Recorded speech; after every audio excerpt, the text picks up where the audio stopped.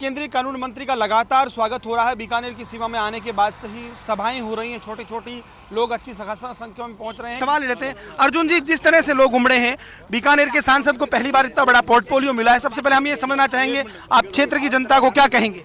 देखिए, जिम्मेदारी बड़ी है, इसमें कोई शक नहीं है। और जो चुनौती सामने दिख रही है वो भी मुझे असेसमेंट में उसका कर रहा हूँ, लेकिन मैं बीकानेर की जनता को ये विश्वास दिलाता हूँ कि जो प्रधानमंत्री जी ने विश्वास प्रकट किया है, मैं तो बीकानेर की जनता का ही प्रतिनिधि हूँ ना जी बिल्कुल। तो अंततः तो बीकानेर की जनता पे तो विश्वास प्रकट किया है। तो जो बीकानेर की जनता पे विश्वास प्रकट किया है प्रधानमंत्री जी ने, मैं उस पर खरा उतरने का पूरा प्रयास करूँगा। आपने अभी अभी एक ट्वीट किया है जिसमें आपने बाबा साहेब अम्बेडकर को याद करते हुए एक ट्वीट किया है। एक तस्वीर भी आई है जिसमें आप फोटो को चूम रहे हैं, दूसरी तरफ कुछ एक तस्वीरें दूसरी भी आई हैं, कहेंगे इसको लेकर? नहीं, हम तो बाबा साहब को जीते हैं जी।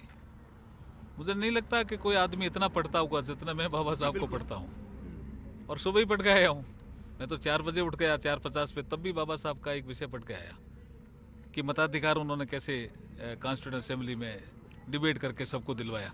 तो मुझे पता नहीं क्या हुआ होगा, क्योंकि मैं जब गया था, मुझे जो तस्वीर दी, मैं तो नमन कर रहा हूँ तस्वीर। बिल्कुल, वो तस्वीर आई और हम नमन ही करते हैं बाबा साहब को। तो ये क्या कांग्रेस से इस तरह से ट्वीट किया है, आप क्या कहेंगे?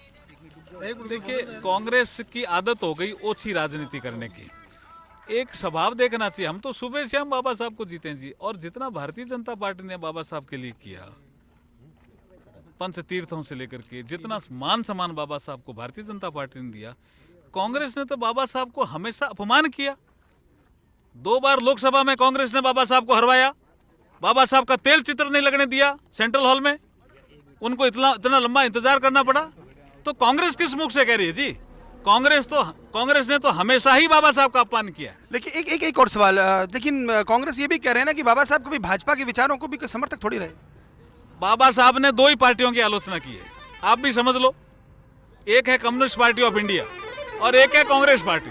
उनके पूरे साहित्य में 2 ही पार्टियों की आलोचना है। तो कांग्रेस तो किस मुझ से कह रही है जी? प्रधानमंत्री नरेंद्र मोदी के दौरे की जिम्मेदारी है, कल वो आ रहे हैं, किस तरह से कहेंगे? देखिए, 9 साल पूरे हो गए, 9 साल बेमिसाल।